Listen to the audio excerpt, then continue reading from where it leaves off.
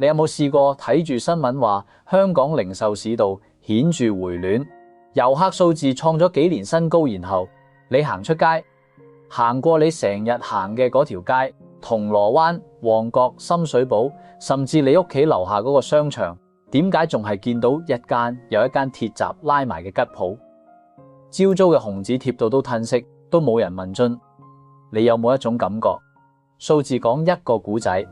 你雙眼見到嘅係另一個古仔。呢種落差講真有少少心寒，因為咧唔單純係感覺問題，你嘅感覺其實好準，但係政府同商界公布嘅數字又冇講大話。咁兩邊點解會同時成立？呢個先係今日要拆嘅嗰個死結。今日我哋就深度拆解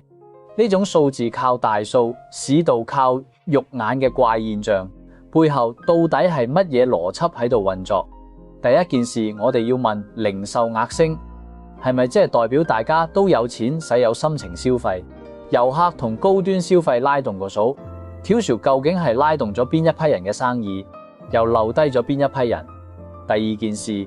網購直播帶貨、跨境訂生喺背後偷走咗幾多本來應該落喺實體小店嗰筆單？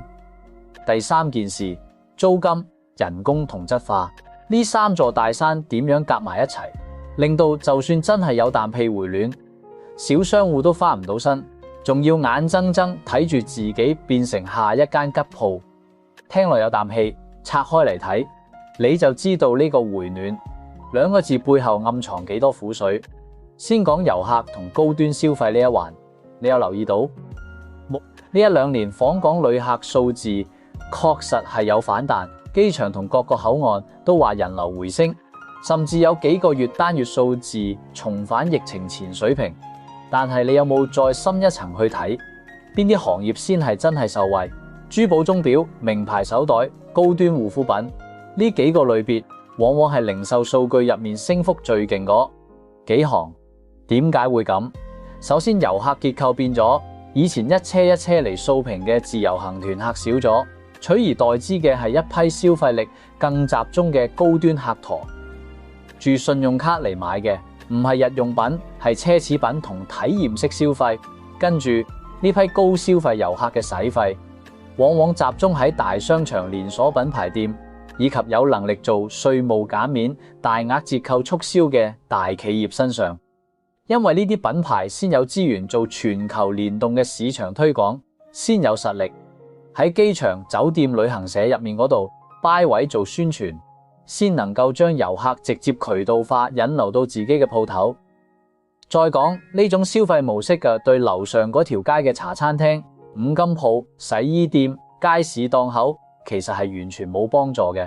因為遊客嘅消費軌跡好窄，機場落地、酒店、名牌旗艦店返機場中間嗰啲小社區商店陀都唔會經過。另一層更深嘅邏輯係零售總額，呢個數字係加權出嚟嘅，即係話一間名店賣一個手袋，隨時等於幾百間茶記賣100碗雲吞麵嘅營業額。所以就算實際交易嘅筆數冇明顯增加，只要單筆金額夠大，整體數字照樣可以升到飛起。呢就係為乜大數靠得住，你嘅肉眼又睇唔到回暖嘅原因。有人話遊客多咗，市道自然會旺，但事實係遊客多返嚟，錢都係流向嗰幾個大集團，嗰幾條黃金地段同你樓下嗰間雜貨鋪一毫子關係都冇。呢種假回暖真兩極嘅現象，先係今日成條街吉鋪嘅第一層真相。數字回暖嗰陣回暖嘅只係金字塔頂層，底層嘅街鋪其實一直都喺度流血。講完遊客，我哋講第二層網購。呢條無形嘅河喺背後偷走咗幾多單生意？你自己諗下，你上次行入實體鋪買衫、買電器，甚至買日用品，係幾耐之前嘅事？而家你想買乜？第一件事係咪打開手機去淘寶、拼多多、抖音、小紅書，或者本地嘅 HKTV Mall Access 同小店嘅 Instagram 落單？首先價格透明化，令消費者完全冇必要再喺實體鋪俾貴價。以前你唔知第二間鋪賣平幾多，你行入去老闆講個價你就信個價。而家你手指一撐，即刻起碼有5間網店嘅報價擺喺你面前，實體鋪根本冇任何議價空間。跟住物流基建成熟，令到即日到手，呢個曾經係實體鋪嘅唯一優勢，都逐漸被打破。隔日達、次日達已經變成常態，仲有平台大數據幫你自動推薦，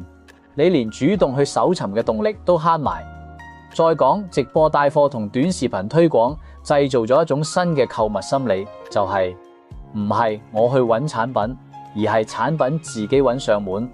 你可能本身根本冇打算買呢件東西，但係睇完一條15秒嘅短片就已經落咗單。呢種衝動消費嘅轉化率，比起你行入一間冷清嘅鋪頭，效果高出好多倍。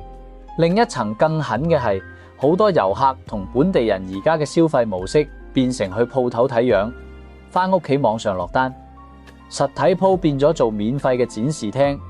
幫網店做咗試新試用體驗嘅工作，最後單生意卻俾第三方平台拎走，連佣金都冇分到。有人成日講香港人始終中意行街揾靚貨嘅質感，聽落好有道理，但事實係行街同落單已經變成兩件獨立嘅事。你可以行足全條街，呢就係假逛真買嘅新常態。你以為你係嚟行街消費，其實你只不過喺度做免費嘅市場調查員，幫個網店驗完貨，轉個身走去落單。呢個先係吉鋪潮嘅第二層死結，唔係冇人消費，而係消費嘅現場同以前完全唔一樣。講到最尾，仲有一座最實在、最難頂嘅大山，就係租金、人工同質化三兄弟齊齊夾死中小商戶。呢三件事聽落係老掉牙嘅話題，但你千祈唔好以為報老生常談就代表唔重要，恰恰相反。呢一環先係真正壓墮駱駝嘅最後一根稻草。你有冇留意到，就算過去1-2年鋪租已經喺跌市，業主減租，甚至有啲吉鋪擱咗1年都未租出，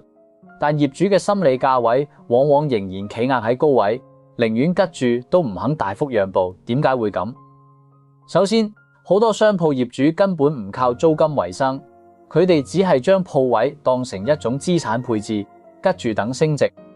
比起租俾一間隨時執笠嘅小商戶，佢哋更願意等一間信譽良好、租期長嘅連鎖集團上門，因為大集團先有實力簽長約，俾按金唔會中途走數。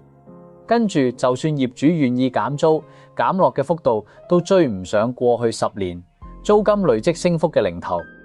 一間鋪頭由月租10幾萬減到10萬，對小商戶嚟講仍然係天文數字。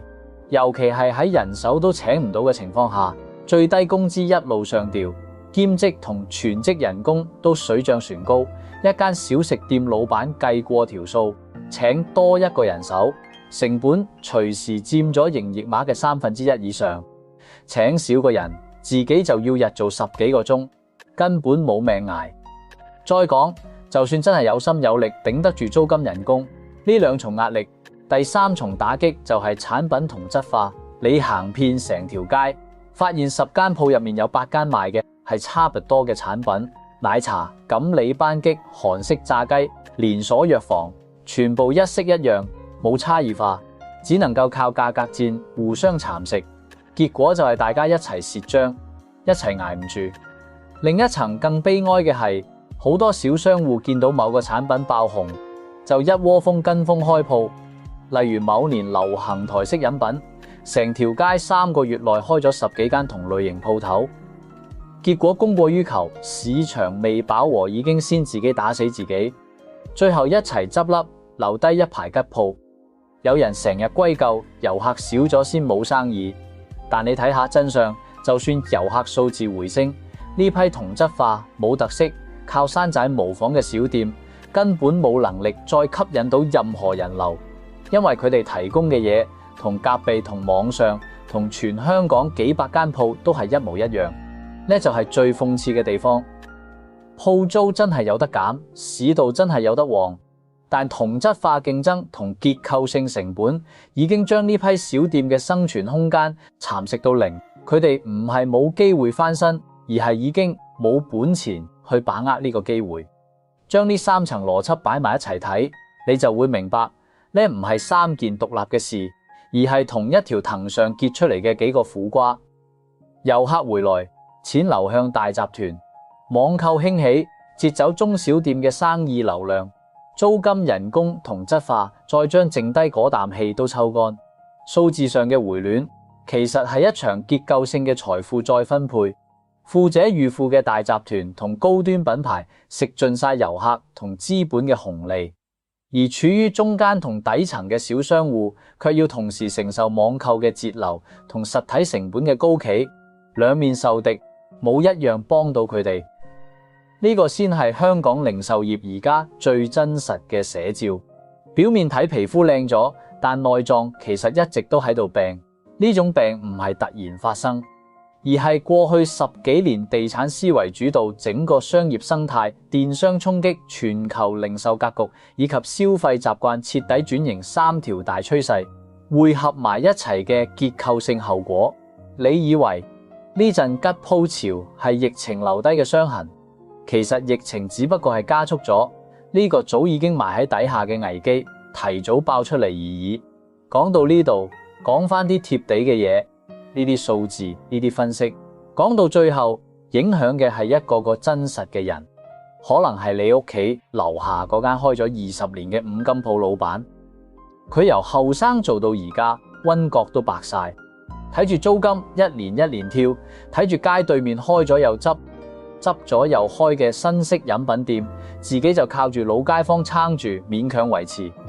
可能係你識嘅某個朋友，陀手上有間鋪，陀係頂咗手，原本以為疫情過咗就有轉機，點知等咗1年，遊客係多咗，但落嘅單越嚟越少，最後唯有含淚貼張吉鋪招租出去，自己轉行去打工。呢啲唔係新聞上嘅數字，而係一個一個具體嘅人生決定。有幾多個家庭嘅生計係同呢間鋪嘅生死綁埋一齊？當你行過一間又一間吉鋪嗰陣，你唔單止睇到一個空置嘅鋪位，你睇到嘅係一個人幾年甚至10幾年嘅心血，同一個時代嘅轉折。你話唏噓，又點會唔唏噓？但唏噓完，始終要面對現實。市道會唔會翻轉？唔係靠一句口號，而係靠整個消費結構、租務生態同經營模式，係咪願意作出根本性嘅改變？講到呢度，想問下大家，你自己屋企附近係咪都有呢種新開又執咗又開嘅怪現象？你覺得而家嘅小商戶係咪應該轉型做網店，抑或應該繼續死守實體鋪位？歡迎你留言，同我哋分享你身邊嘅吉鋪故仔，或者你自己作為小商戶，或者作為消費者，你嘅真實體驗又係點？好，今日就同大家拆到呢度。希望幫到大家由數字背後睇清楚呢個城市正喺度經歷嘅轉變。如果你中意今日呢種拆局方式，記得留言話我知，我哋下次再揾多個香港街頭嘅怪現象，同大家一齊拆到底。我們下次見。